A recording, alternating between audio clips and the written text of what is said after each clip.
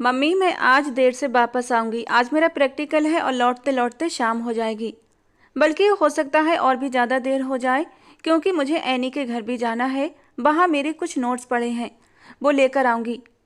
सारा कॉलेज जाते हुए जल्दी जल्दी बोल रही थी। सारा की माँ ने नाश्ता करते हुए जरा सा सिर उठाकर उसकी ओर देखा। मैं तुम्हारे पापा को शाम को भेज दूंगी, वो तुम्हें लेने आ जाएंगे। अकेले कैसे आओगी? वैसे भी आजकल का ज़माना ख़राब है, तुम्हें लेकर मैं वैसे ही डरती रहती हूँ। अकेली बिल्कुल नहीं आना, अपने पापा के साथ ही आना, मैं भेज दूंगी शाम को बस। उन्होंने दो टूक अंदाज में कहते हुए अपनी बात पूरी कर दी थी। अरे नहीं मम्मी, अकेले की बात नहीं है, मेरी कोई ना कोई दोस्त मेरे साथ होगी और हो सकता है हम सब आइसक्रीम खाने भी चले जाएं। अगर ऐसे में मैं जल्दी घर आ गई तो सबका मूड ऑफ हो जाएगा। सारा की माँ को हमेशा से सारा की ये बेपरवाही परेशान करती थी। वो कभी कोई बात सीरियसली नहीं लेती थी और शायद अपनी इसी लापरवाही की वजह से आज एक बहुत बड़ा नुकसान भी उठाने वाली थी, जो ना तो उसकी माँ के बहमो गुमान में था और ना ही सारा के ख्यालों में था। अब भी वो उसे टोकने लगी, मगर फिर चुप हो गई। जानती थी कि मामूली सी बात पर सारा का मूड खराब हो जाएगा और फिर उसका पूरा दिन यूं ही मुंह सुजाए हुए गुजर जाएगा। और सारा का बिगड़ा हुआ मूड समीना जी को बिल्कुल भी पसंद नहीं था। उन्होंने सोचा कि वापस आने पर समझा देंगी। सारा माँ को बाय बोलते हुए कॉलेज के लिए निकल चुकी थी, जबकि समीना जी अपने रोजमर्रा के कामों में व्यस्त हो गईं। शाम ढलने लगी। समीना बेगम का दिल घबराने लगा। इतना वक्त हो गया, इस लड़की ने कहा था कि आ जाऊंगी मगर अब तक नहीं आई। उन्होंने सोचा कि अहमद साहब को फ़ोन करके कहें कि वापसी पर सारा को लेते आए, मगर तभी उनकी एक सहेली का फ़ोन आ गया और वो बातों में लगकर ये बात भूल गई। अब जब चारों ओर अंधेरा छा गया, तब अचानक उन्हें याद आया कि ना तो अमजद साहब घर पहुंचे थे और ना ही सारा। उनका दिल डर के मारे बैठने लगा। घबराकर उन्होंने सारा का नंबर लगाया, लेकिन फ़ोन बंद जा रहा था। अब उन्होंने अमजद साहब को कॉल लगाई, मगर उनका नंबर भी लगातार बिजी आ रहा था। समीना बेगम बेचैनी से घर के आंगन में टहलने लगीं। करें तो क्या करें, कहाँ ढूंढें इस लड़की को? कितनी बार कहा था कि जल्दी आ जाना, मगर उसे तो कोई फिक्र ही नहीं। अब जब आएगी तो मैं उसके कान खींचूंगी। सारा अपनी सहेलियों से बातें करते हुए कॉलेज से बाहर निकली तो हर तरफ अंधेरा फैलने लगा था।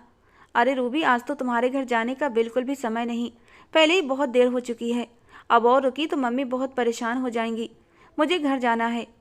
रूबी उसे रोकती रह गई, मगर सारा रिक्शा लेकर अपने घर की तरफ चल पड़ी। रास्ते में वो बस यही सोच रही थी कि अम्मी बहुत डांटेंगी। अचानक रिक्शा एक वीरान सी जगह पर रुक गया। अरे क्या हुआ, रिक्शा क्यों रोक दिया तुमने? सारा को घबराहट होने लगी। उसे उन सारे भयानक किस्सों की याद आने लगी जो उसने सुन रखे थे। कहीं ऐसा तो नहीं कि ये रिक्शे वाला उसे अगवा करने वाला है? डर के मारे उसने जल्दी से रिक्शे से नीचे छलांग लगा दी ताकि भाग सके, मगर सामने का नज़ारा देखकर उसकी सांसें थम गईं। रिक्शे के सामने काली गाड़ी खड़ी थी। अब उसे समझ आ गया कि रिक्शा क्यों रुका था। अचानक ही गाड़ी से दो लड़के उतरे। उनके चेहरों पर मास्क था, सिर्फ उसकी आंखें नजर आ रही थीं। उनके तेवर बेहद खतरनाक थे। वो सारा की तरफ बढ़ने लगे। डर के मारे सारा की जुबान बंद हो गई। रिक्शे वाला तो डरकर अपना रिक्शा लेकर भाग चुका था और पीछे अकेली खड़ी रह गई थी, डर से कांपती हुई सारा। ये लड़के कौन हैं और मेरी तरफ क्यों आ रहे हैं? सारा पलटकर भागने लगी, मगर तभी एक लड़के ने झपटकर उसे पकड़ लिया और उसके मुंह पर एक रुमाल रख दिया। उसके बाद सारा को कुछ भी याद नहीं रहा। जब उसे होश आया तो वो एक अंधेरे कमरे में थी। उसके हाथ पैर बंधे हुए थे। घबराहट में उसकी आंखें फटी की फटी रह गईं। कमरे में हल्की रोशनी थी। खिड़कियों और दरवाजों पर भारी पर्दे पड़े हुए थे। अंदाजा लगाना मुश्किल था कि बाहर रात है या दिन। वो काफ़ी देर तक खुद को छुड़ाने की कोशिश करती रही, मगर रस्सियाँ इतनी कसकर बंधी थीं कि वो कुछ भी नहीं कर पाई। अब वो फूट फूट कर रोने लगी। मैं किस मुसीबत में फंस गई हूँ? मैं यहाँ कैसे आई? कौन लाया मुझे? मम्मी पापा कितना परेशान हो रहे होंगे। और तभी दरवाज़ा खुला। एक आदमी कमरे में दाखिल हुआ। उसने मास्क पहना हुआ था और हाथ में खाने की ट्रे थी। उसने बिना कुछ कहे सारा के सामने खाना रख दिया और उसके हाथ खोल दिए। खाना खा लो, उसने भारी और मोटी आवाज़ में कहा। तुम कौन हो? मुझे यहाँ क्यों लाए हो और क्या चाहते हो मुझसे? मैंने क्या बिगाड़ा है तुम्हारा? सारा ने कांपती आवाज़ में पूछा। उस आदमी ने उसे घूरा, मगर कोई जवाब न दिया। मुझे बताओ, तुम कौन हो? मुझे यहाँ क्यों लाए हो? वो गुस्से और डर के मारे चीख पड़ी। तुम चुपचाप खाना खाओ, मैं तुम्हारे किसी भी सवाल का जवाब देने का पाबंद नहीं हूँ। बॉस तुम्हें यहाँ लाए हैं, वही तुम्हें सब बताएंगे। सारा सोच में पड़ गई। बॉस? कौन है ये बॉस और उसने मुझे यहाँ क्यों लाया है? उसके इरादे क्या हैं? जो भी इरादे हैं वो बॉस ही बताएंगे, चुपचाप खाना खाओ वरना खाना न खाने की भी सजा मिलेगी।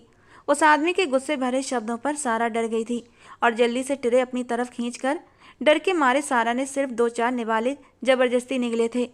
खाना खत्म होते ही उस आदमी ने उसे फिर से मोटी और भारी आवाज में कहा, मालिक सुबह तुमसे बात करेंगे। जाते जाते वो सारा के हाथ बांधना नहीं भूला था। सारा सारी रात रोती रही, आंसू उसकी आंखों से बहते रहे। पता नहीं घर पर क्या हो रहा होगा। मम्मी तो बहुत परेशान होंगी, पापा तो बहुत सदमे में होंगे। क्या करूं, कैसे भागूं? मेरी तो कभी किसी से दुश्मनी भी नहीं रही, इन लोगों ने मुझे क्यों उठाया है? वो लगातार सिसकती रही और आखिरकार रोते रोते थक कर निढाल हो गई। उधर समीना बेगम और अमजद साहब का बुरा हाल था। सारा का फ़ोन बंद जा रहा था। अमजद साहब उसे ढूंढने के लिए कई जगह जा चुके थे, मगर कहीं कुछ पता नहीं चला। समीना बेगम की आंखों में आंसू थे। या अल्लाह, मेरी बच्ची कहाँ है? घर का हर कोना डर और बेचैनी से भरा हुआ था। तुमने ये बात मुझे पहले क्यों नहीं बताई, जाहिल औरत? सारा अभी तक घर नहीं आई और तुमने मुझे बताया तक नहीं। अगर तुमने पहले बता दिया होता तो मैं खुद उसके कॉलेज से उसे लेने चला जाता। अरे मेरा क्या कसूर है? उसने खुद ही तो कहा था कि वो शाम को अकेली आ जाएगी और पापा को लेने के लिए मत भेजना। पूरा मोहल्ला और रिश्तेदार घर में इकट्ठे हो चुके थे। समीना बेगम ने एक एक करके सभी को फ़ोन किया था। हर किसी से पूछा था कि कहीं सारा उनके घर तो नहीं है। लेकिन जब आधी रात बीत गई और वो अब तक घर नहीं लौटी तो उनकी बेचैनी बढ़ने लगी थी। मोहल्ले वाले और रिश्तेदार अब तरह तरह की बातें करने लगे।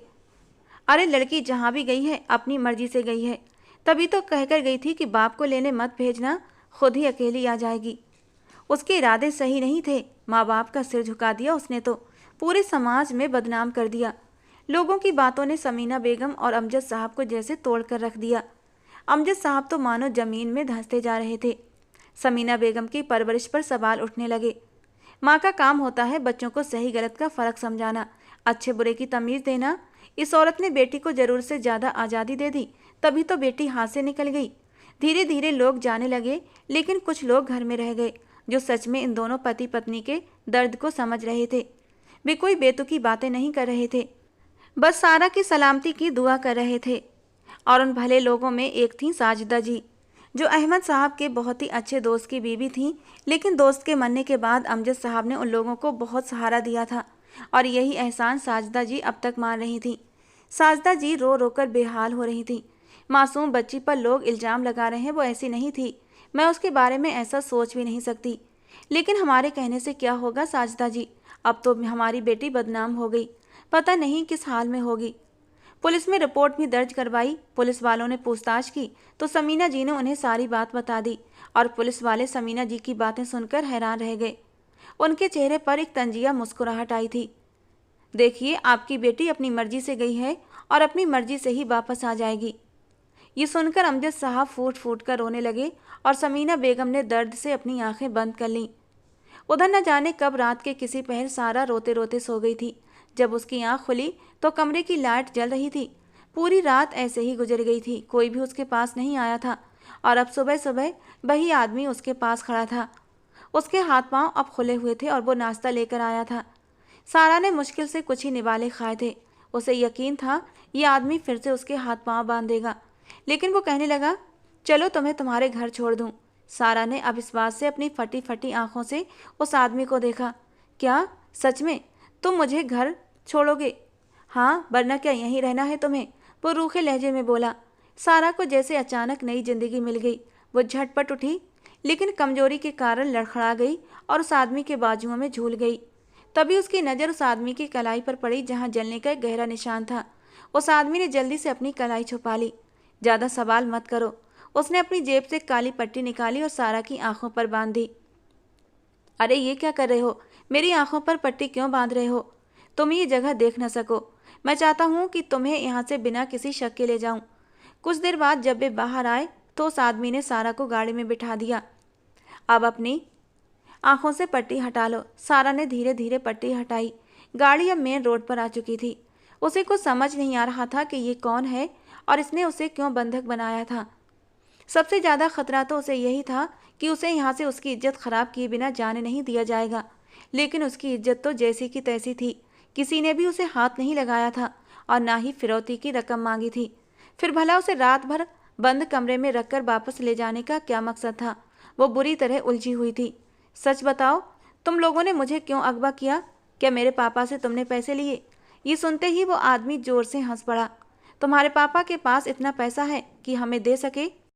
ज़्यादा सवाल जवाब मत करो, शुक्र मनाओ कि मैं तुम्हें सही सलामत घर पहुंचा रहा हूं, वरना पूरी रात मैंने जिस तरह बेचैनी में गुजारी है ये सिर्फ मैं ही जानता हूं। जब मनचाही लड़की अपने करीब हो और मैं उसे महसूस भी ना करूं, ये मुमकिन नहीं था। लेकिन मैं तुम्हारे साथ कुछ भी गलत करके खुद की नज़रों में गिरना नहीं चाहता था। वैसे तुम्हारा इरादा हो तो गाड़ी वापस मोड़ सकता हूँ। इस बार उस आदमी की आंखों में शरारत की चमक उभरी थी।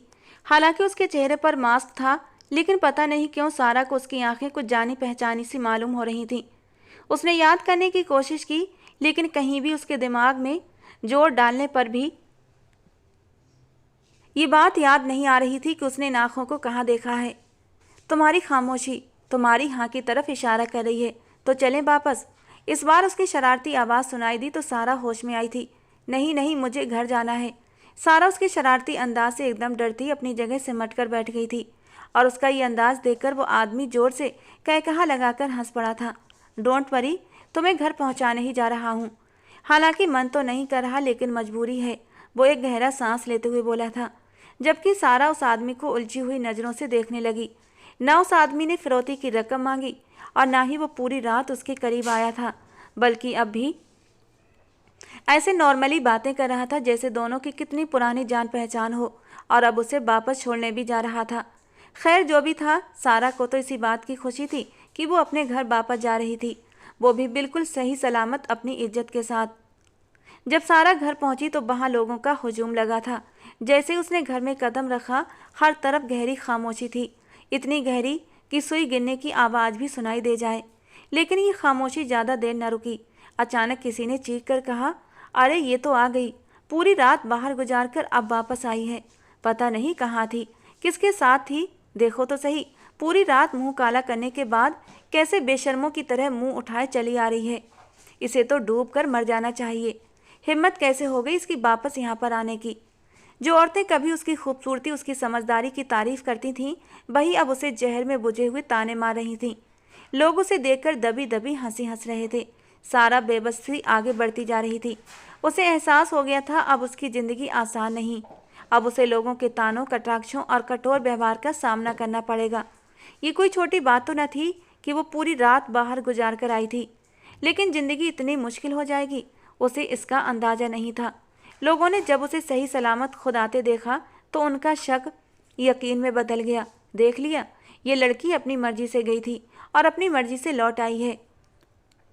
समीना बेगम ने सारा को देखा। पहले तो वो अविश्वास से उसे घूरती रहीं, फिर जैसे ही यकीन हुआ वो अपनी जगह से उठी और सारा के चेहरे पर थप्पड़ों की बारिश कर दी।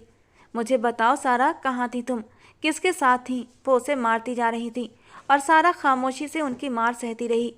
समीना बेगम हाथ चलाने के साथ साथ पूछती भी जा रही थी, बता कहाँ मुंह काला करने गई थी? माँ बाप की इज्जत को उछालते हुए तुझे जरा भी शर्म न आई? और अब तेरी इतनी हिम्मत हो गई कि तू वापस हमारे सामने आकर खड़ी हो गई। सारा पिटते पिटते घायल हो चुकी थी, उसकी जबान सिल चुकी थी। वो कुछ बोलने की हिम्मत करती, लेकिन लोगों की नज़रें, माँ बाप की आंखों में शक देखकर जैसे सब कुछ बोलने की हिम्मत ख़त्म हो जाती। लेकिन वो यूँ खामोश रहकर खुद को गुनहगार साबित नहीं करना चाहती थी। वो बहुत ही हिम्मत करते हुए रोते हुए बोली, मम्मी मैं अपनी मर्जी से नहीं गई थी। मुझे नहीं पता वो लोग कौन थे जो मुझे लेकर गए थे। उन्होंने मुझसे कुछ भी नहीं कहा। पूरी रात मैं बंद कमरे में अकेली रही। मेरी इज्जत पर किसी ने मैली नज़र भी नहीं डाली। मैं जैसी गई थी वैसे ही वापस आई हूँ। आपकी बेटी अपनी इज्जत गंवा कर नहीं आई मम्मी, मेरी बात का विश्वास करें। वो मुझे ले तो गए थे, लेकिन पता नहीं क्यों, मैं नहीं जानती कि उन लोगों का मकसद क्या था। वो लोग खुद ही मुझे यहाँ छोड़कर भी चले गए। वो गालों के आंसू साफ करते हुए अपनी माँ को विश्वास दिलाने की कोशिश कर रही थी, लेकिन उसकी माँ की आंखों में तो सिर्फ और सिर्फ अविश्वास की चमक थी। उसकी माँ गुस्से से कुछ कहती, इससे पहले ही साजिदा बेगम आगे बढ़ी थी। बहुत खूब, उन्होंने तुम्हें अगवा किया, कुछ कहा भी नहीं और ऐसे ही छोड़ दिया। इसका मतलब तो यही है कि वो तुम्हारे जानने वाले थे। साजिदा बेगम गुस्से से बोली, लड़की तूने हम लोगों को बेवकूफ़ समझा है क्या? हम नहीं जानते कि तू अपनी मर्जी से गई थी जहाँ पर भी गई थी। जबकि सारा तड़प कर साजदा जी की तरफ मुड़ी थी। नहीं आंटी, मेरा विश्वास करें, मैं अपनी मर्जी से नहीं गई थी। रोते रोते उसका दूधिया सफ़ेद चेहरा लाल पड़ चुका था। बड़ी बड़ी सुरमई आंखें रोने की वजह से लाल अंगार हो रही थीं। उसे समझ नहीं आ रहा था अपनी बेगुनाही का कैसे यकीन दिलाए। इससे कह दो कि ये यहाँ से चली जाए, वहीं वापस चली जाए जहाँ से आई है। अब इस घर में इसकी कोई जगह नहीं। ये लड़की आज से हमारे लिए मर गई और हम इसके लिए। अमजद साहब भी गुस्से से दहाड़े और उन्होंने सारा को जोर से धक्का दिया। वो गिरने ही वाली थी कि किसी के मजबूत हाथों ने उसे थाम लिया। पलट कर देखा तो कोई और नहीं बल्कि सामने जैन काजमी था। वही जैन काजमी जिसे वो हमेशा नफरत करती थी, जिसे वो तुच्छ समझती थी। आज उसी जैन काजमी ने उसे गिरने से बचाया था। सारा का दुपट्टा जमीन पर गिर रहा था। जैन ने उसे उठाकर उसके सिर पर डाल दिया, गालों पर बहते बेशुमार आंसुओं को अपनी उंगलियों से साफ कर दिया। वो हैरान थी, सामने खड़े उस मर्द को देख रही थी जिसे कभी सारा ने सीधे मुंह बात तक न की थी, और आज वही उसके सामने खड़ा उसके आंसू पोंछ रहा था। उसके आसपास लोगों की भीड़ जमा थी, लेकिन इस भीड़ में कोई भी तो अपना न था जो उसे सफाई का मौका देता। ऐसे में जैन काजमी उसे एक ठंडी छांव की तरह महसूस हुआ था, जैसे डूबते को तिनके का सहारा मिल गया हो। मुझे समझ नहीं आ रहा ये क्या तमाशा है। सब लोग यहाँ पर क्यों इकट्ठा हैं और सारा को आपने कटघरे में क्यों खड़ा कर रखा है? आखिर उसकी गलती क्या है जो उसे सबने मिलकर मुजरिम साबित कर दिया? जैन की आंखों में गुस्से की तेज लपटें निकल रही थीं। कुछ पल के लिए आसपास खड़े लोग नजरें चुराने पर मजबूर हुए। बिना सोचे समझे सारा उसकी मजबूत चौड़ी पीठ के पीछे छुप सी गई थी, जैसे उसे एक सहारा मिल गया हो। जैन की हमदर्दी पाकर पता नहीं क्यों दोबारा से उसकी आंखों से आंसू बहने लगे थे। जैन पहला इंसान था जो उसे हमदर्दी और नरमी से बात कर रहा था, वरना बाकी सबकी नफरत भरी नज़रों से तो उसे तोड़ कर रख दिया था। तुम नहीं जानते इसने क्या किया है? समीना और साजदा जी दोनों ही उसके खिलाफ बोले जा रही थीं। समीना बेगम जो अपनी बेटी से बेइंतहा मोहब्बत करती थी, आज उनकी आंखों में नफरत और शक देखकर सारा अंदर से टूट गई थी। जैन उसे बेगुनाह साबित करने की कोशिश कर रहा था, लेकिन वो किस बेस पर उसे बेगुनाह साबित करता? सब लोगों की नज़रों के सामने था कि वो पूरी रात बाहर गुजार कर आई थी। सारा के दिमाग में धमाके से होने लगे, सब कुछ गोल गोल सा घूमने लगा। उसकी माँ के चेहरे पर उसके लिए सिवाय नफरत की कुछ भी न था। उसके बाप ने उसकी तरफ से मुंह फेर लिया था। मोहल्ले की औरतें उसे गिरी हुई नज़रों से देख रही थीं। इससे आगे सारा कुछ सह ही नहीं सकती थी। उसके होश जवाब देने लगे। वो लहराकर जमीन पर गिर पड़ती कि तभी जैन ने पीछे मुड़ते हुए उसे अपनी मजबूत बाहों में थाम लिया। उसे बेहोश देखकर वो एक पल के लिए घबरा गया। जल्दी से उसे अपने बाजुओं में उठाकर सोफे पर लिटाया। सारा, आंखें खोलो, क्या हो गया तुम्हें? लेकिन वो तो होश की दुनिया से बेगानी हो चुकी थी। वो फौरन ही उसे अपने बाजुओं में उठाकर बाहर की ओर भागा। पीछे से साजिदा जी अपने बेटे को बुलाती रह गईं। तुम क्यों इस मनहूस और बदकिरदार लड़की के पीछे दीवाने हो रहे हो? जबकि समीना जी की आंखों से आंसू बह पड़े। उन्हें सारा से सबकी उम्मीद नहीं थी। वो रोती पीटती वहीं सोफे पर बैठ चुकी थीं। जैन सबकी बातों को नज़रअंदाज करता हुआ सारा को लेकर अपनी गाड़ी में आया और पिछली सीट पर लिटाकर फौरन गाड़ी स्टार्ट कर दी। उसका रुख हॉस्पिटल की तरफ था। जब उसकी आंख खुली तो वो अस्पताल में थी। पास ही जैन दोनों हाथों में सिर झुकाए बैठा था। उसके अलावा वहाँ कोई नहीं था। सारा ने उठने की कोशिश की, लेकिन जैन ने उसे सहारा देकर बिठा दिया। तुम लेटी रहो, डॉक्टर ने कहा है तुम्हारे दिमाग पर गहरा असर पड़ा है, तुम्हें आराम और सुकून की ज़रूरत है। मगर बाकी सब लोग कहाँ हैं? इस सवाल पर जैन ने नज़रें चुरा लीं, और उसकी नज़रें चुराने पर सारा एक बार फिर फूट फूट कर रो पड़ी। मैं बहुत बुरी हूँ जैन, बहुत बुरी। मेरी वजह से मेरे माँ बाप का सर शर्मिंदगी से झुक गया, उनकी इज्जत मिट्टी में मिल गई। प्लीज़ सारा चुप हो जाओ, इस तरह रोने से समस्याएं कम नहीं होती। जैन ने उसका हाथ थामकर उसे तसल्ली दी और सारा ने अपने गालों पर आए आंसू पोंछ लिए। अब वो चुपचाप नज़रें झुकाए बैठी थी, जैसे समझ न आ रहा हो कि आगे क्या करना है। तभी उसके कानों में जैन की आवाज़ पड़ी। सारा, मुझे एक बात बताओ, कल तुम कहाँ थीं? सच सच बताना, क्या तुम अपनी मर्जी से गई थीं? गई थीं तो किसके साथ थीं? क्या तुम किसी से प्यार करती हो? अगर ऐसा है तो तुम मुझे बताओ। मैं अंकल आंटी से बात करूँगा और उस लड़के से तुम्हारी शादी कराऊँगा। जैन की बात सुनकर फिर से आंसू आंखों से छलक पड़े। वो सब याद करना आसान नहीं था, मगर पहली बार किसी ने उसे बोलने का मौका दिया था और वो इस मौके को गंवाना नहीं चाहती थी। जैन, मैं किसी से प्यार नहीं करती। मेरी ज़िंदगी की किताब के पन्ने अभी तक मोहब्बत जैसे एहसास से कोरे हैं, और इस सच्चाई से तुम अच्छी तरह जानकार हो कि मैंने अपनी ज़िंदगी में कभी किसी लड़के को आने की इजाज़त नहीं दी। मैं नहीं जानती वो कौन था और क्यों मुझे उठाकर ले गया। उसने मुझे एक उंगली से भी नहीं छुआ था। जैसे लेकर गया था वैसा ही छोड़कर चला गया। रोते रोते सारा ने पूरी बात जैन को बताई। सारा के चेहरे पर फैले दुख को देखकर जैन को उसकी तकलीफ अपने अंदर तक उतरती महसूस हुई। ये वो लड़की थी जिसे जैन दिलो जान से पसंद करता था। उसकी एक मोहब्बत भरी नज़र के लिए तरसता था और सारा हमेशा उसे धुतकार देती। और आज ऐसे दुख में घिर गई थी कि वो खुद ब खुद जैन को अपने दिल का दर्द बता रही थी। जैन ने गहरी सांस ली। ये तो बुरा हुआ। पता नहीं उन्होंने तुम्हें क्यों उठाया, उनका मकसद क्या था। वे मुझे सबकी नज़रों में गिराना चाहते थे या फिर कोई और बात हो, लेकिन जो भी हो मुझे नहीं पता उन्होंने ऐसा क्यों किया। उन्हें ऐसे क्या मिला। सारा फूट फूट कर रोने लगी। फिक्र मत करो सारा, सब ठीक हो जाएगा। उसने सारा के हाथ को थपथपाकर उसे तसल्ली दी। कुछ घंटों बाद सारा को अस्पताल से छुट्टी मिल गई और जैन उसे घर लेकर आया। लेकिन जैसे ही सारा घर पहुंची, अमजद साहब और समीना बेगम ने उसे नजरें फेर लीं। जिसके साथ रात भर रहीं उसी के पास चली जाओ। हमारी इज्जत को दांव पर लगा दिया, हमारे मुंह पर कालिख मल दी। अब इस घर में तुम्हारी कोई जगह नहीं। उनका लहजा ऐसा था जैसे सारा उनकी अपनी बेटी न होकर कोई अजनबी हो जिसने बहुत बड़ा गुनाह कर दिया हो। सारा के कदम दहलीज की चौखट पर रुक गए थे। अगर जैन उसे सहारा न देता तो वो लड़खड़ाकर दोबारा से गिर चुकी होती। उसने आंसू भरी निगाहों से अपने माँ बाप को देखा जो उससे नफरत से मुंह फेर कर खड़े थे। फिर एक नज़र अपने साथ खड़े जैन को देखा जो पिछले कई घंटों से उसके साथ था, उसकी हिम्मत बंधा रहा था। सारा, तुम्हारे माँ बाप तुम्हें रखने के लिए तैयार नहीं।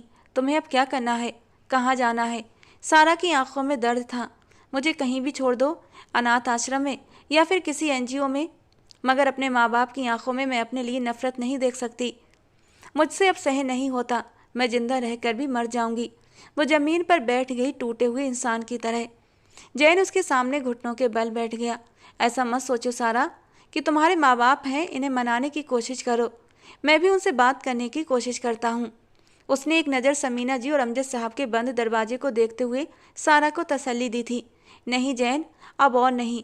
उनकी आंखों में मेरे लिए जो नफरत है अब वो कभी प्यार में नहीं बदल सकती, और मैं इस नफरत को सहना नहीं चाहती। जहाँ तुमने मेरी इतनी मदद की है, एक काम और कर दो। मेरा निकाह किसी भी राह चलते इंसान से पढ़वा दो, चाहे वो मुझसे उम्र में बड़ा क्यों ना हो।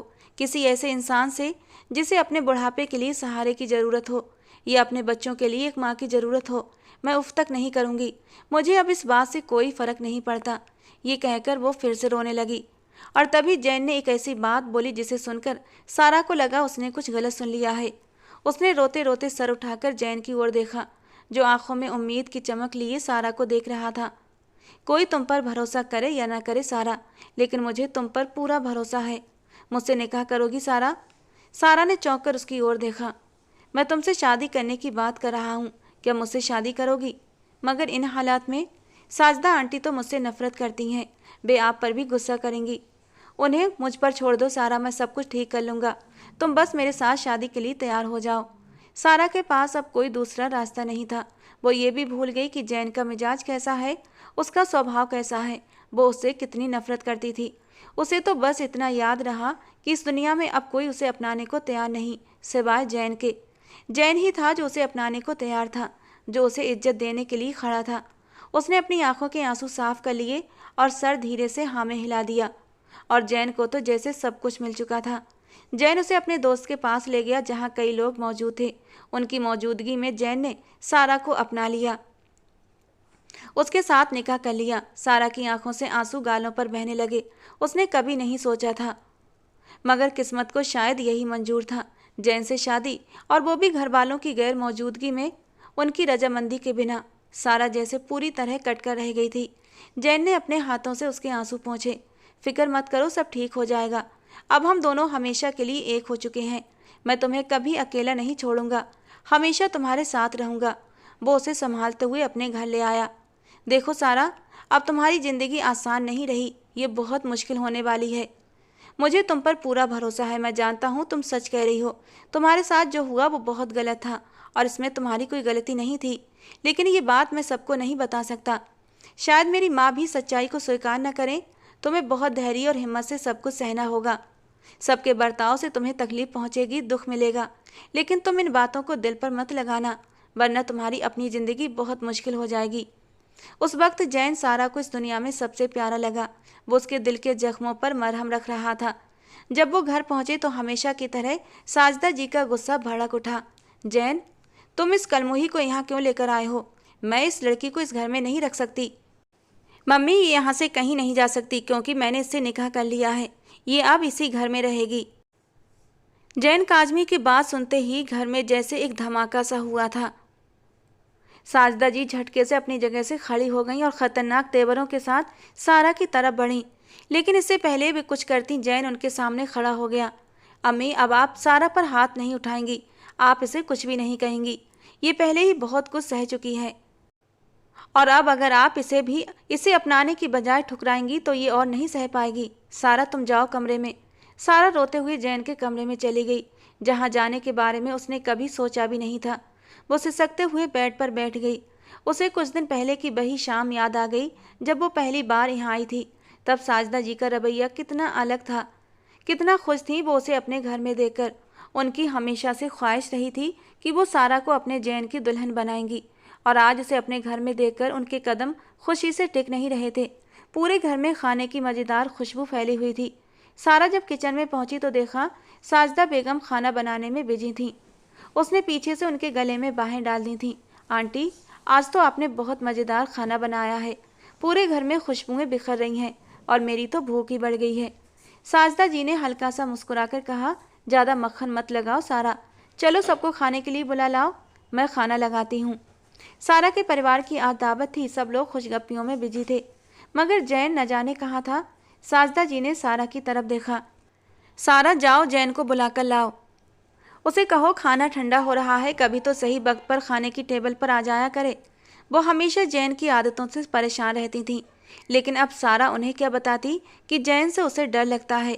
उसकी बातें, उसके देखने का अंदाज, बहाने बहाने से सारा के करीब होने का तरीका उसके पूरे जिस्म में सहरन सी दौड़ जाती थी। मगर साजदा आंटी की बात मानना भी मजबूरी थी। वो उन्हें क्या कहकर मना करती। सारा जब जैन के कमरे में पहुंची तो दरवाज़ा खुला हुआ था। अंदर तेज म्यूजिक की आवाज़ बज रही थी और जैन आईने के सामने खड़ा अपने बाल संवार रहा था। उस वक्त उसने शर्ट नहीं पहनी थी। उसके मजबूत मसल्स ब्लैक सैंडो में पूरी तरह उभर रहे थे। जैन को इस तरह शर्टलेस देखकर सारा की धड़कनें बढ़ चुकी थीं। आईने से ही उसने दरवाजे की तरफ देखा और जब सारा को वहां खड़ा पाया तो पूरा का पूरा उसकी तरफ घूम गया। सारा घबरा गई और फौरन वापस मुड़ी। सॉरी, मुझे नहीं पता था तुम अपने कमरे में इस होलिये में हो। मैं चलती हूँ, बस तुम्हें बताने आई थी। आंटी तुम्हें खाने के लिए बुला रही हैं, जल्दी आओ। जैसे ही वो दरवाजे से बाहर निकलने लगी, जैन ने उसका हाथ पकड़कर उसे अंदर खींच लिया। सारा इस अचानक तूफान के लिए बिल्कुल भी तैयार नहीं थी। वो अचानक लड़खड़ाते हुए जैन के चौड़े सीने से जा लगी। उसके परफ्यूम की तेज महक सारा को अपने दिमाग पर चढ़ती महसूस हुई। ये क्या हरकत है जैन, होश में आओ। अपनी हरकतों से बाज आ जाओ, वरना मैं आंटी से शिकायत लगा दूंगी और फिर जानते हो ना वे तुम्हारे साथ क्या करेंगी। जैन का एक जोरदार ठहाका गूंजा था। सारा, तुम कितनी भोली हो, कितनी मासूम, कितनी प्यारी। जी चाहता है तुम्हारी ये मासूम सी शक्ल पूरा दिन देखता रहूं, लेकिन तुम तो मुझे देखकर यूं भाग जाती हो जैसे मैं तुम्हें नज़रों ही नज़रों में खा जाऊंगा। वो उसकी कमर के आसपास अपने बाजू का घेरा तंग करते हुए अपनी गर्म सांसें उसके चेहरे पर छोड़ने लगा था और जैन के इतना करीब आने पर सारा का दिल बुरी तरह धड़कने लगा था। तुम जिसे जो भी बताना चाहो, मुझे कोई फ़र्क नहीं पड़ता। मैं सबको बता दूंगा कि मैं तुमसे प्यार करता हूँ, तुमसे शादी करना चाहता हूँ, और इसमें गलत क्या है। सारा उसकी इस नज़दीकी से घबरा उठी थी और जल्दी से उसे धकेलती हुई पीछे हटी। तुम जानते हो मुझे तुमसे नफ़रत है, बल्कि तुम्हारे जैसे लोगों से मुझे नफ़रत है। शक्ल देखी है तुमने आईने में अपनी?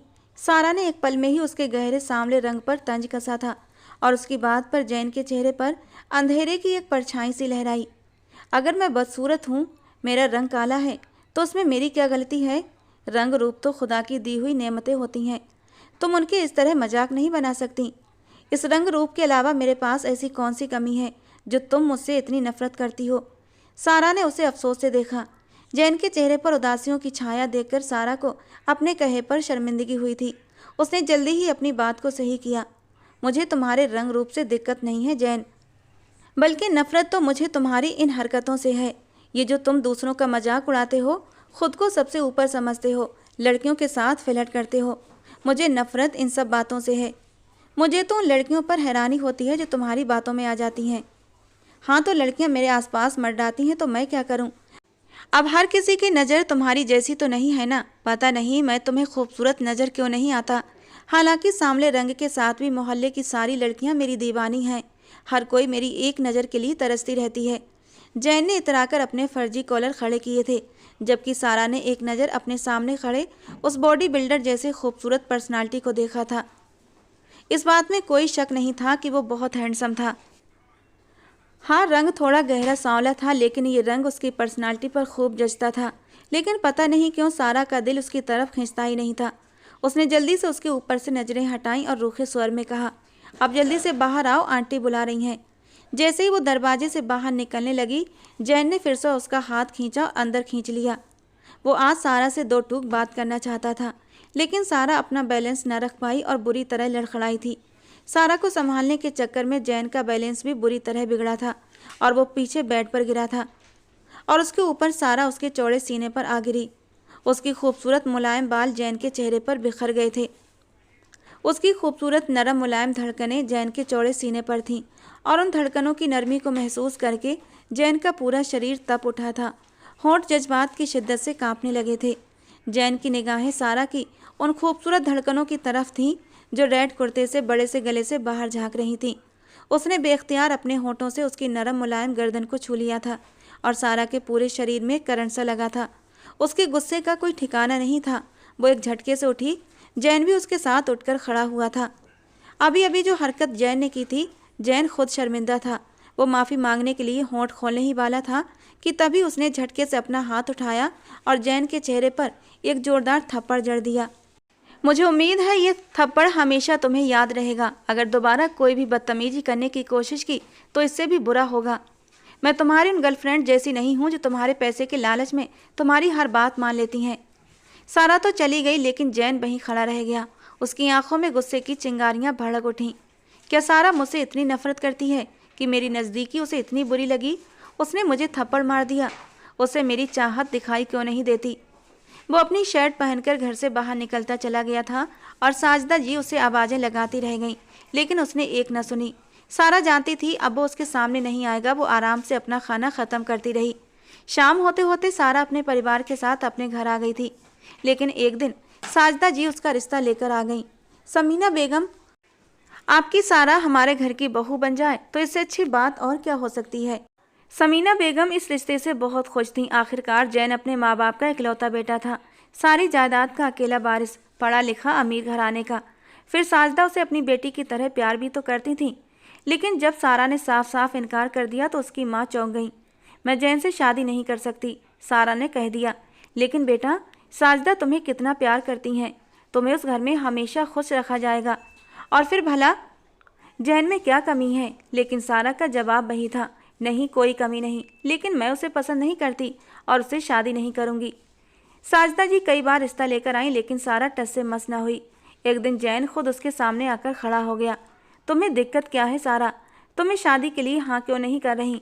वो आगे बढ़ा, उसकी आंखों में झांकते हुए बोला, तुम जानती हो मैं तुमसे कितना प्यार करता हूँ, तो मेरी मोहब्बत की कदर नहीं कर रही। मैं तुम्हें बहुत खुश रखूँगा सारा। सारा उसकी बातों से ऊब चुकी थी। वो जाने लगी, लेकिन जैन ने उसका हाथ पकड़ लिया। मैं तुम्हारे बिना नहीं रह सकता सारा। मैं सब कुछ सह सकता हूँ, लेकिन तुम्हारा इनकार नहीं। अपनी मोहब्बत का यकीन दिला रहा हूँ तो मुझसे शादी क्यों नहीं कर रही? सारा का सब्र टूट गया। उसने अपना हाथ छुड़ाने की कोशिश की, लेकिन पकड़ मजबूत थी। उसने फिर से एक जोरदार थप्पड़ उसके चेहरे पर जड़ दिया। मुझे लगा था पहला थप्पड़ तुम्हें याद रहेगा, लेकिन तुम्हारी हरकतों ने साबित कर दिया तुम्हें एक और थप्पड़ की ज़रूरत है। कितनी ही देर तक जैन उसे अविश्वास से देखता रहा और फिर थके थके कदमों से वापस लौट गया। सारा का ये जवाब सुनकर साजदा जी को जरूर बुरा लगा, लेकिन उन्होंने सारा से अपना प्यार कम नहीं किया। बेटा, तुम मेरी बेटी थी और हमेशा रहोगी। हाँ, मेरी ख्वाहिश थी तुम मेरी बहू बनो, लेकिन अगर तुम जैन को पसंद नहीं करती तो मैं तुम्हें ज़बरदस्ती इस रिश्ते के लिए मजबूर नहीं करूँगी, क्योंकि मैं जानती हूँ शादी ज़बरदस्ती नहीं निभाई जा सकती। सारा के लिए बहुत से रिश्ते आने लगे। समीना जी को एक रिश्ता पसंद भी आ गया था और वो जल्दी ही ये रिश्ता ओके करने वाली थी, लेकिन उसके 2 दिन बाद ही यह हादसा हो गया था जिसने सब कुछ बदल दिया। अब सारा फिर से उसी घर में थी। इस बार बहू बनकर। साजदा की यही तो ख्वाहिश थी कि सारा उनकी बहू बने, और आज वो उनके घर में बहू की हैसियत से मौजूद थी। रात के लगभग 11 बजे जैन कमरे में दाखिल हुआ था, थका हारा सा। उसे जागते देखकर वो उसके पास ही आकर बैठ गया। सारा, तुम सोई नहीं अभी तक? वो अपने हाथ से घड़ी खोलते हुए सारा को एक नज़र देखकर बोला। नहीं, मैं तुम्हारा इंतजार कर रही थी, सारा ने धीरे से जवाब दिया, जबकि जैन को एक खुशखबर हैरत ने घेर लिया। मेरा इंतजार? लेकिन क्यों? क्यों का क्या मतलब है जैन? शादी करके लाए हो मुझे, तो इस हिसाब से आज हमारी शादी की पहली रात है। वो बिना किसी जज्बात के सपाट अंदाज में बोल रही थी, और जैन उसके ठंडे अंदाज पर एक गहरी सांस लेकर रह गया था। सारा, तुम मुझे गलत समझ रही हो। तुम्हें क्या लगता है मैंने तुम्हारी मजबूरी का फ़ायदा उठाकर तुमसे शादी की है, और अब मैं तुम्हारे वजूद को पाने के लिए बेचैन हूँ? ऐसा हरगिज नहीं है। तुम आराम से सुकून से चाहो तो बेड पर सो जाओ, चाहो तो सोफे पर सो जाओ। तुम्हारी मर्जी के बिना मैं इस रिश्ते को शुरू नहीं करूँगा। वो बेड से उठकर खड़ा हुआ और अपनी शर्ट के बटन खोलता हुआ बाथरूम की ओर जाने लगा, जब सारा की आवाज़ उसके कानों में पड़ी थी। नहीं जैन, मैं इस रिश्ते को शुरू करना चाहती हूँ। तुम मुझसे कितनी मोहब्बत करते हो इसका सबूत मुझे मिल चुका है, वरना जो लड़की घर से एक रात के लिए गायब हो जाए उसे कोई भी मर्द नहीं अपनाता। लेकिन तुमने मुझे अपनाया है क्योंकि तुम मुझसे सच्ची मोहब्बत करते हो, और तुम्हें मुझ पर पूरा यकीन है। और जब तुमने मुझे सच्चे दिल से अपनाया है तो मैं तुम्हारे जज्बातों को यूं रौंद नहीं सकती। आज की रात के लिए लड़का लड़की बहुत सारे सपने सजाते हैं, और मैं तुम्हारे सपनों को तोड़ नहीं सकती। और जैन के चेहरे पर एक दिल फरेब सी मुस्कान आई थी। वो सारा के करीब आया और उसे कंधे से पकड़कर बेड से उठाकर अपने सामने खड़ा कर लिया, और उसके माथे को चूम कर उसे अपने होने का नरम एहसास कराया था। मुझे तुम पर कल भी विश्वास था, आज भी विश्वास है, और हमेशा विश्वास रहेगा। मैं फ्रेश होकर आता हूँ, तब तक तुम भी चेंज कर लो। फिलहाल तो तुम्हें आज की रात मेरे कपड़ों से गुजारा करना पड़ेगा, कल मैं तुम्हारे लिए ढेर सारी शॉपिंग करूँगा। ये कहते हुए वो अपनी अलमारी की तरफ बढ़ा था और एक ढीली ढाली कॉटन की टी शर्ट और एक ट्राउजर निकाल कर सारा की तरफ बढ़ा दिया। जाओ, जाकर चेंज कर लो। सारा वो कपड़े लेकर ड्रेसिंग रूम में बढ़ गई थी, जबकि जैन मुस्कुराता हुआ बाथरूम चला गया। जब वो बाहर आया तो सारा उसके कपड़ों में बेचैनी से कमरे में इधर उधर चक्कर काट रही थी। जैन को बाथरूम से निकलता देखकर वो एक जगह जमकर खड़ी हो गई और अपनी उंगलियों को मरोड़ने लगी। शायद आने वाले पलों का सोचकर वो घबराई थी, और उसकी खूबसूरती को देखकर जैन का दिल तेजी से धड़क उठा था। वो उस ढीली ढाली टी शर्ट में उसके दिल का चैन एक पल में उड़न छू कर चुकी थी। बिना इनर वियर्स के उसकी खूबसूरत धड़कनों की खूबसूरती साफ महसूस हो रही थी। जैन की आंखें खुमार से भरने लगीं, उसके होंठ उसे छूने के लिए बेचैन होने लगे। वो मदहोशी से चलते हुए सारा के करीब आया था और उसकी कमर में हाथ डालकर उसे अपने करीब कर लिया। कितनी ही देर तक वो उसके चेहरे को देखता रहा, जैसे यकीन न हो कि ये चेहरा उसका हो चुका है और वो इस वजूद पर हक रखता है। उसकी आँच देती निगाहों से सारा पिघलने लगी और जल्दी से उसने अपनी नज़रें झुका लीं। उसकी लंबी पलकों की झालर उसके खूबसूरत गालों पर साया कर रही थी। उसके मासूम से चेहरे पर जैन को टूटकर प्यार आया था और उसने आगे बढ़कर उसके गुलाबी होठों को छू लिया। जैन के स्पर्श पर सारा ने अपनी आंखें कसकर बंद कर लीं। पूरी तरह सुकून पाने के बाद जैन उससे अलग हुआ और एक झटके में उसे अपनी बाहों में उठा लिया। उसे बेड पर लिटाया और अपनी सैंडो उतारते हुए उसने साइड लैंप ऑफ कर दिया और धीरे धीरे उसके करीब होता चला गया, इतना करीब कि सारा की सांसें जैन की सांसों के साथ उलझने लगी थीं। सारा, जो पहले ये सोचकर परेशान थी कि जैन की संगत में वो कैसे ज़िंदगी को आगे बढ़ाएगी, अब उसे जैन की बाहों में सुकून मिला था। जब जैन ने ढीली ढाली टी शर्ट के नीचे उसकी खूबसूरत धड़कनों को छुआ तो सारा के होठों से एक मदहोशी भरी सिसकी निकली थी। वो पूरी तरह इन पलों में डूब चुकी थी, सब कुछ भूलकर जैन की संगत के लिए मचल उठी थी और तड़प कर जैन के सीने से लिपट गई। जैन ने भी उस मासूम, उदास, नाजुक सी लड़की को अपने सीने में भींच लिया था। धीरे धीरे वो उससे अपना हक वसूल करता चला गया और सारा बहुत ही प्यार से उसका हक देकर अंदर तक सुकून पा चुकी थी। वो भूल चुकी थी कि अभी तो उसे बहुत तकलीफ़ों का सामना करना था। उसके कैरेक्टर पर जो दाग लग चुका था वो इतनी आसानी से धुलने वाला नहीं था। अभी तो उसकी ज़िंदगी में बहुत से तूफान आने बाकी थे। वो सुकून से जैन की बाहों में सो रही थी और जैन भी उसे खुद में समेटे दुनिया जहान से बेखबर था। अगले दिन से सारा के लिए एक नए इम्तिहान का आगाज हो चुका था। वही साजिदा जी जो उस पर जान लुटाती थी अब उस पर तंज और नफरत के तीर चलाती थीं। लेकिन सारा में इतनी हिम्मत नहीं थी कि वो उनकी नफरत और गुस्से को सह सके। घर में सिर्फ जैन ही था जो उसके साथ प्यार से पेश आता था, वरना पूरे खानदान में सब उसे देखकर नफरत से मुंह फेर लेते। जहां भी जाती लोग फुसफुसाने लगते। ऐसे में सिर्फ जैन उसका सहारा था। तुम किसी की बात को दिल पर मत लिया करो सारा, जो कहता है उसे कहने दो। मैं तुम्हारे साथ हूँ, तुम्हें और क्या चाहिए। लेकिन सारा के साथ होते गलत व्यवहार से जैन अंदर से टूटने लगा था। हर वक्त उदास रहने लगा।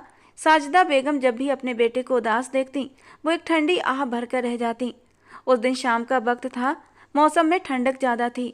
साजिदा बेगम किसी काम से बाहर आई तो उन्होंने देखा जैन बाहर गार्डन में बेंच पर बैठकर अपने हाथों को सिर के पीछे टिकाए आसमान को घूर रहा था। न जाने किन ख्यालों में गुम था। बेटे की हालत देखकर उनके भीतर गुस्से की लहर दौड़ गई। ये क्या तरीका है जैन, इतनी ठंड में यहाँ क्यों बैठे हो? तुम्हें किसी चीज़ का कोई एहसास नहीं? जैन अपनी माँ का गुस्सा देखकर हैरान रह गया। क्या हो गया अम्मी, आपको हर वक्त गुस्सा क्यों आता रहता है? नहीं जानते कि मुझे गुस्सा किस बात पर आता है? मेरी मर्जी के बिना तुमने ये फैसला किया, उस लड़की को इस घर में ले आए, और अब तुम मुझसे पूछ रहे हो मुझे गुस्सा क्यों आता है? मैं इस रिश्ते से बहुत खुश हूँ मम्मी। आप जानती हैं कि मैं हमेशा से सारा को पसंद करता था। ये मेरी ज़िंदगी की सबसे बड़ी ख्वाहिश थी कि मैं उसके साथ ज़िंदगी गुजारूं, और आप भी तो मेरी खुशी देखना चाहती थी। फिर अब आपको ऐतराज़ किस बात पर है? तुम वाकई खुश होते तो मुझे ऐतराज़ ना होता, लेकिन मैं देख रही हूँ जब से ये लड़की तुम्हारी ज़िंदगी में आई है, तुम बदल गए हो, हर वक्त परेशान रहते हो। पहले तो तुम्हारी हंसी कभी ख़त्म नहीं होती थी, अब संजीदगी ने तुम्हें घेर लिया है। वो लड़की जो रात बाहर गुजार कर आई थी, उसे बीवी बनाना कोई आसान बात नहीं। तुम्हारे दिल में भी तो ये ख्याल आता होगा कि वो न जाने किसके साथ थी, क्या क्या किया होगा उसने, कितने मर्दों ने उसे छुआ होगा। क्या ये बात तुम्हें अंदर से कचोटती नहीं होगी? उनकी बातें जैन के दिल में तीर की तरह चुभने लगीं। अम्मी बस कर दीजिए, भूल जाइए उस रात को जो भी हुआ। आप लोग उस बात को भुला क्यों नहीं देते? बार बार सारा को तकलीफ क्यों देते हैं? और मुझे भी। हम दोनों अपनी ज़िंदगी में खुश रहना चाहते हैं। गुजरी बातों को याद मत करें। जैन गुस्से में लंबी लंबी सांसें भरता हुआ वहां से चला गया। साजिदा बेगम ने अपना सिर हाथों में थाम लिया। ये लड़का मेरी बात नहीं मान रहा, कैसे समझाऊं इसे कि जब तक वो लड़की इस घर में है, इसकी ज़िंदगी में है, वो कभी खुश नहीं रह सकता। हर वक्त ये एहसास इसे कचोटता रहेगा कि उसकी बीवी गैर मर्दों की बाहों में अपना सब कुछ लुटाकर आई है। हर गुजरता दिन सारा के लिए एक नई सज़ा बनता जा रहा था। उसकी तकलीफ़ें कम होने का नाम नहीं ले रही थीं। माँ बाप की सूरत देखे कई महीने हो गए थे, और जैन महसूस कर रहा था कि सारा अपने माँ बाप के लिए कुछ ज़्यादा ही बेचैन है। उसकी बेचैनी को देखते हुए एक बार जैन उसे उसके माँ बाप से मिलवाने के लिए ले गया था, लेकिन जैसे ही उसके माँ बाप ने सारा को देखा, उन्होंने उसे घर के बाहर निकाल दिया। तू यहाँ से चली जा, हमारा तुझसे कोई रिश्ता नहीं है। हमें किसी को मुंह दिखाने के लायक नहीं छोड़ा तूने। अगर तू ये सोच रही है कि इसके बाद भी हम तुझे अपना लेंगे, तो ये तेरी भूल है। अब तेरी हमारे घर में, हमारे दिलों में कोई जगह नहीं। सारा रोती हुई जैन के साथ वापसी के लिए कदम मोड़ गई। तभी उसके कानों में अपने पापा की आवाज़ पड़ी। आज तो इसे ले आए हो, लेकिन दोबारा कभी मत लाना, वरना हमसे बुरा कोई नहीं होगा। वो माँ बाप जो उस पर जान छिड़कते थे, आज वही उससे नफरत कर रहे थे।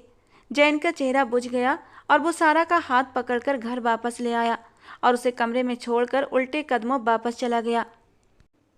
और सारा बेबसी से उसे जाता देखती रही। वो महसूस कर रही थी जैन अब दिन भर उदास रहता था। पिछले 15 दिन से वो उसके करीब नहीं आया था। हालांकि कभी कभी सारा का मन होता उसकी बाहों में जाने के लिए, कुछ सुकून के पल गुजारने के लिए, लेकिन जैन उसकी तरफ से करवट लेकर सो जाता, और जब सारा शिकायत करती तो उसके आंसू भी पोंछता था और उसे अपनी बाहों में भी समेट लेता। लेकिन पता नहीं जैन को क्या हो गया था, वो अब पहले की तरह चहकता नहीं था। उसकी आंखें भीगी भीगी रहने लगी थीं। दिन ब दिन अपनी सोचों में गुम रहता, हर वक्त परेशान रहता। सारा उसकी बदलती हालत को नोट कर रही थी। आप ठीक तो है ना? आप इतना बदल क्यों गए हैं? इतने खामोश क्यों रहते हैं? एक दिन सारा ने उससे पूछ ही लिया। वो बस एक गहरी सांस लेकर रह गया। कुछ नहीं, बस सोच रहा था कि लोग तुम्हारे साथ कब अच्छा व्यवहार करेंगे, इसके अलावा और कोई बात नहीं। आंखों की नमी छुपाते हुए वो सारा की गर्दन में अपना चेहरा छुपा गया। धीरे धीरे वो उसे लबों से छूने लगा। उसकी उंगलियां उसके वजूद पर चलने लगीं और सारा का मन खुशी से खिल उठा। वो कितने दिनों से उसकी संगत के लिए तरस रही थी, और आज वो उस पर अपने प्यार की बारिश करना चाहता था। सारा सुकून से उसकी बाहों में लिपट गई और जैन ने उस पर अपनी सारी मोहब्बतें निछावर कर दीं। शायद इस तरह वो अपने बेचैन दिल को सुकून देना चाहता था। एक दिन सारा ने शर्माते हुए उसे कहा कि वो माँ बनने वाली है, और ये खबर सुनकर जैन की खुशी का कोई ठिकाना न रहा। सच? तुम माँ बनने वाली हो? हाँ, सारा ने हल्की मुस्कान के साथ कहा। अम्मी ये खबर सुनकर बहुत खुश होंगी। लेकिन उनकी खुशी उस वक्त बुझ गई जब साजिदा बेगम ने गुस्से से कहा, न जाने ये किसका गंदा खून है जो हमारी नस्ल में शामिल करने आई है। मैं इस लड़की को बहू के तौर पर बड़ी मुश्किल से कबूल कर पाई थी। अब किसी और की औलाद को इस घर में बर्दाश्त कैसे करूं? इसे अभी के अभी इस घर से निकाल दो, वो चिल्लाने लगी। जैन ने बड़ी मुश्किल से उन्हें शांत किया। अम्मी, खुदा का वास्ता है ऐसा मत कहिए। आप ऐसा क्यों कर रही हैं? अपने इस रवैये से मुझे भी तकलीफ दे रही हैं। आप जानती हैं कि मैं सारा से कितना प्यार करता हूँ, उसके बिना रह नहीं सकता। और ये बच्चा मेरा है। आप ऐसे कैसे मेरे बच्चे को किसी का गंदा खून कहकर बुला सकती हैं? लेकिन साजिदा जी उसकी बात पर विश्वास न करते हुए बड़बड़ाती हुई अपने कमरे में चली गई थीं। जैन अपने आने वाले बच्चे के लिए बहुत खुश था। सारा तो उसकी खुशी देखकर हैरान रह जाती। ऐसा लगता था जैसे जैन को कोई खजाना हाथ लग गया हो। उसके पैर जमीन पर ही नहीं पड़ते थे। बाप बनने की खबर मिलते ही उसने ढेर सारे टॉयज, छोटे छोटे कपड़े, जूते कमरे में लाकर भरना शुरू कर दिए थे। कभी कभी सारा उसकी बेचैनी देखकर खिलखिलाकर हंस पड़ती। जैन, तुम तो एकदम दीवाने हो गए हो इस बच्चे को लेकर। क्यों न दीवाना हो, आखिर को मेरा बच्चा है। मुझे पापा कहकर बुलाएगा और तुम्हें मम्मा। सोचो तो जरा कितनी खुशी महसूस होगी। सारा ने महसूस किया वो जो पहले उदास रहता था अब उसकी उदासी कम होने लगी थी। शायद आने वाले बच्चे का असर था कि वो सब कुछ भूलने लगा था। जैन के प्यार के अलावा सारा की जिंदगी में कोई दूसरी खुशी नहीं थी। अब सारा की जिंदगी पहले से भी ज़्यादा मुश्किल हो गई थी। जब भी वो कमरे से बाहर निकलती साजिदा बेगम के तानों और जलील करने वाली बातों का सामना करना पड़ता। तुम जैसी बेशरम लड़की मैंने अपनी ज़िंदगी में नहीं देखी। तुम्हारी जगह कोई और होता तो कब का खुदकुशी कर चुका होता। लेकिन तुम हो कि तुम्हें तो कोई फ़र्क ही नहीं पड़ता।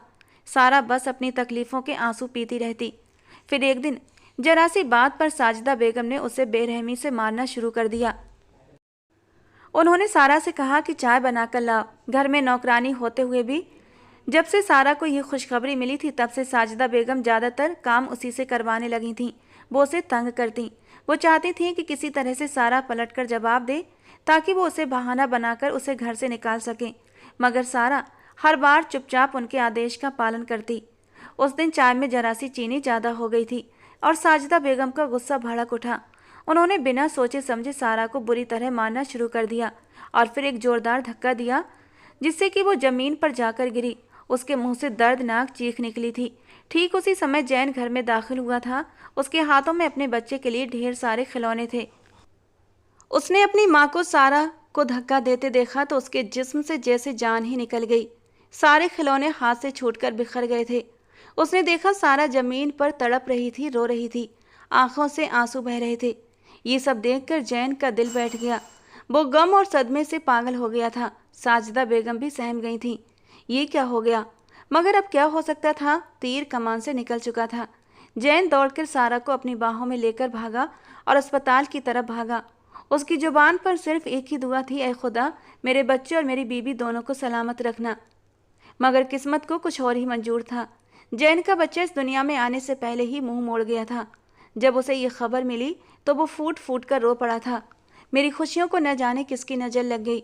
मेरी ज़िंदगी की सबसे बड़ी खुशी मुझसे छिन गई। वो उस वक्त अस्पताल में अकेला था। न उसकी माँ उसके साथ थी और न सारा के घर वाले। जब वो कमरे में आया और उसने सारा के पीले चेहरे को देखा तो उसका दिल कटकर रह गया था। वो उसके पास बैठकर जोर जोर से रोने लगा। उसने बेहोश जारा के हाथों को थाम लिया। मैं गुनहगार हूँ सारा, मैं तुम्हें कोई खुशी न दे सका, उल्टा तुम्हारी ज़िंदगी में गमों को शामिल कर दिया। और उसी पल उसने एक बड़ा फैसला कर लिया, एक ऐसा फैसला जो लेना आसान नहीं था। उसने अपनी माँ को फ़ोन किया और बिना किसी झिझक के अपने दिल में दबी एक एक बात कह डाली। जबकि साजिदा बेगम तो ये सब सुनकर जैसे पत्थर की ही हो गई थीं। और फिर जैन ने सारा के घर भी फ़ोन किया था, उन्हें सारी सच्चाई बता दी और फिर वही हुआ जिसका उसे अंदेशा था। आधे घंटे बाद सारा के घर वाले अस्पताल में थे, बुरी तरह से रोते हुए, बिलखते हुए। साजिदा बेगम की आंखों से भी आंसू थमने का नाम नहीं ले रहे थे और समीना जी तो गुस्से और सदमे से निढाल हो चुकी थीं। सारा के पापा अमजद साहब गुस्से में आग बबूला हो गए। भी जैन के पास आए और उसका गिरेबान पकड़कर झंझोड़ते हुए बोले, तुमने ये क्या कर दिया जैन? तुमने मेरी बच्ची के साथ बहुत जुल्म किया। तुमने उसे अपनों की नज़रों में गुनहगार कर दिया, उसकी इज्जत को तार तार कर दिया, हमें दुनिया वालों के सामने रुस्वा कर दिया। क्यों किया तुमने ऐसा? जैन की आंखें सूख चुकी थीं, उसकी आवाज़ बहुत धीमी थी। मैंने ये सब प्यार में किया। मैं मजबूर था। मैं सारा को खोने से डरता था। उसी वक्त सारा को भी धीरे धीरे होश आने लगा। जब उसकी आंखें खुली तो अपने घर वालों को अपने पास देखकर वो चौंक गई। उसकी माँ दौड़कर उसे अपने सीने से लगा गई और साजदा बेगम वो भी रोते हुए अपने किए की माफ़ी मांगने लगी। सारा की आंखें हैरानी से फैल गईं। ये वही लोग थे जो उसका नाम तक लेना पसंद नहीं करते थे, जो उससे इतनी नफरत करते थे और आज वही उसे गले लगा रहे थे, उससे मोहब्बत का इजहार कर रहे थे। लेकिन जैन कहाँ था? वो उसे कहीं नज़र क्यों नहीं आ रहा था? सब कुछ जैसे पहले जैसा हो गया था। पहले की तरह उसके अपने उससे मोहब्बत करने लगे थे, पहले की तरह उसका ख्याल रखने लगे थे। साजदा बेगम तो अब उस पर जान लुटाने लगी थी। सारा 2 दिन अस्पताल में रही। इन 2 दिनों में उसने जैन की एक झलक तक न देखी थी। फिर जब उसने समीना बेगम से जैन के बारे में पूछा तो उन्होंने नफरत से मुंह फेर लिया और कहा, दफ़ा करो उसे, उस इंसान का नाम भी मत लो। अब मैं तुम्हें अपने साथ ले जाऊंगी। ये सुनकर कि अब वो अपने ही घर में रहेगी, उसके माँ बाप को इस बात पर कोई आपत्ति नहीं। सारा पूरी तरह स्तब्ध हो गई थी। अम्मी, आप कैसी बातें कर रही हैं? क्या हुआ है? मुझे जैन से मिलना है। वो कितना खुश था अपने बच्चे को लेकर। वो ज़रूर सदमे में चला गया है। वो ठीक तो है ना मम्मी? मैं उससे मिलना चाहती हूँ, उसे हौसला देना चाहती हूँ कि खुदा ने हमसे ये खुशी देकर छीन ली तो क्या हुआ, खुदा हमें आगे खुशी ज़रूर देगा। मम्मी, मुझे जैन से मिलना है। वो जैन से मिलने के लिए तड़प रही थी, जबकि समीना जी ने हैरानी से बेटी को देखा और फिर उन्होंने गहरी सांस लेते हुए सारा को सब कुछ बता दिया और उसे वो भयावह सच्चाई पता चली जिसने उसके पैरों के नीचे से ज़मीन खींच ली। ये जुल्म किसी और ने नहीं बल्कि जैन ने ही किया था। जब जैन को कोई उम्मीद बाकी न बची कि सारा उसकी हो सकती है तो उसने ये खेल खेला था। अपने दोस्त के साथ मिलकर वो सारा को लेकर अपने फार्म हाउस पर चला गया और एक रात रखकर उसे हिफाजत के साथ उसके घर छोड़ गया। वो आवाज़ बदलने में माहिर था, इसलिए सारा उसकी आवाज़ से उसे पहचान नहीं पाई। जैन सारा से सच्चा प्यार करता था, तभी तो उसने उसके साथ कोई ज्यादती नहीं की बल्कि उसे अपना लिया। वो जानता था सारा को कैसे झुकाना है। उसे सबकी नज़रों में गिराने के लिए उसने ये साजिश रची ताकि उसके पास कोई दूसरा चारा न बचे सिवाय इसके कि वो उसी से शादी करे। सब कुछ उसी की योजना के अनुसार हो रहा था, जैसा उसने चाहा था। लेकिन फिर उसका ज़मीर उसे कचोटने लगा।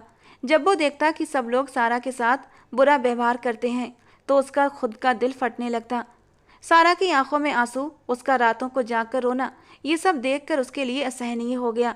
वो कई बार सोचता कि सबको सच बता दे कि सारा की इसमें कोई गलती नहीं है, लेकिन फिर वो डर जाता कि कहीं सारा उससे नफरत न करने लगे, उसे छोड़कर न चली जाए और वो उसकी जुदाई सह नहीं पाएगा। लेकिन अब जब उसने अपना बच्चा खो दिया, सारा को इतनी तकलीफ में देखा, उसने खुद सबको सच बता दिया था और वही हुआ जिसकी उसे आशंका थी। सब लोग उससे नफरत करने लगे। सारा तो जैसे पत्थर बन गई थी। इन दिनों वो जैन के साथ बहुत प्यार से पेश आ रही थी। उसे लगने लगा था जैन ही उसका सच्चा हमदर्द है। उसे अब एहसास हो रहा था कि उसने इंसान की पहचान करने में गलती कर दी। वो अपने पति को बेइंतहा चाहने लगी थी, लेकिन वो ये नहीं जानती थी कि ये सब करने वाला कोई और नहीं बल्कि जैन ही था। वही इस सारे दर्द का जिम्मेदार था। कहीं ऐसा तो नहीं कि वो सबके दिलों से मेरे लिए नफरत मिटाने के लिए झूठ बोल रहा हो, सारा सोचने लगी। लेकिन तभी उसकी माँ ने उसे जैन से दोबारा कोई बात करने ही नहीं दी। उसे अस्पताल से छुट्टी मिलते ही वो घर ले आई। 1 महीना बीत चुका था। न जैन ने उससे संपर्क किया था और न ही सारा ने जैन से बात करने की कोशिश की थी। और फिर एक दिन जैन खुद उसके सामने आ गया। थके हारे कदमों से चलता हुआ, सिर झुकाए, वो सारा के सामने घुटनों के बल बैठ गया। मुझे माफ़ कर दो सारा, मैंने जो किया बहुत गलत किया, लेकिन ये सब मैंने तुम्हारी मोहब्बत में किया, तुम्हें पाने के लिए किया।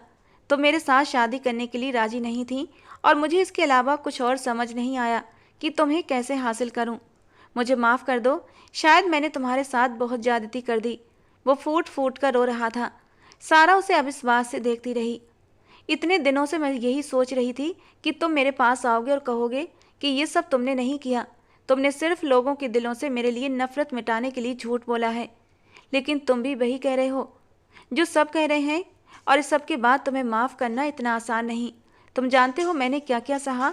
अपनों की नफरत देखी है, मोहब्बत को बेरुखी में बदलते देखा है, अपने ही माँ बाप की आंखों में अपने लिए अविश्वास देखा है।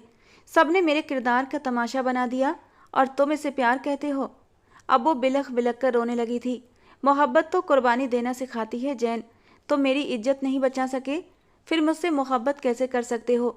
ये प्यार नहीं, ये हवस है। अब दोनों ही रो रहे थे। मेरी मोहब्बत को हवस का नाम मत दो सारा, मैं तुमसे बहुत प्यार करता हूँ। तुम जो कहोगी मैं वही करने के लिए तैयार हूँ। अभी यहाँ से चले जाओ, मुझे इस बात पर कोई भी बात नहीं करनी और ना ही तुम्हारे साथ जाना है। जैन टूटा हुआ हारा हुआ वहाँ से लौट आया और सारा खाली निगाहों से आसमान को ताकने लगी। लेकिन वो अपने दिल का क्या करती जिसमें जैन के लिए बेशुमार मोहब्बत जन्म ले चुकी थी। वो चाह कर भी अब जैन से अलग नहीं हो सकती थी। उसे उसकी आदत लग चुकी थी। धीरे धीरे उसे ये एहसास हुआ कि अब उसका असली घर वही है जहाँ उसका पति है। वो जान गई थी कि जिंदगी अब उतनी आसान नहीं, और वैसे भी जैन अब पहले जैसा नहीं रहा था। अब उसे अपनी गलती का एहसास था। वो हर रोज़ फ़ोन करके माफ़ी मांगता। सारा का दिल उसके लिए पिघलने लगा। उसे तड़पाना अब और ठीक नहीं, उसने एक दिन सोचा।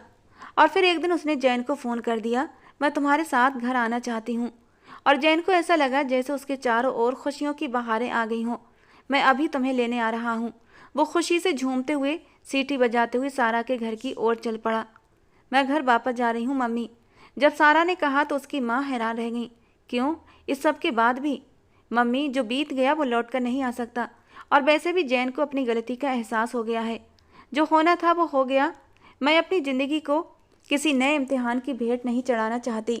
जैन अभी मुझे लेने आ रहा है, वो ठोस लहजे में बोली। समीना बेगम ने उसे गले से लगा लिया। तू मेरी बहादुर बेटी है, तू हमारा गर्व है, हमारा मान है। यही तो सारा कब से सुनना चाहती थी। इतने दिनों से उसने बस ताने ही सुने थे, लेकिन इन शब्दों ने उसकी रूह तक को सुकून से भर दिया था। उसके होठों पर हल्की मुस्कान आई थी और वो तैयार होने के लिए अंदर चली गई, क्योंकि जैन उसे लेने के लिए बस आने ही वाला था और वो अपने घर जाने वाली थी। उसी घर में जहाँ जैन की मोहब्बतें थीं, जहाँ जैन की बाहों में उसे सुकून मिलता था, और इस सुकून को वो गंवाना नहीं चाहती थी। दोस्तों, आज की हमारी कहानी आपको कैसी लगी ज़रूर बताना। पसंद आई हो तो प्लीज़ लाइक करना। रोज़ एक नई रोमांटिक कहानी सुनने के लिए हमारे चैनल को सब्सक्राइब करना। मिलते हैं दोस्तों अगली किसी नई रोमांटिक कहानी के साथ।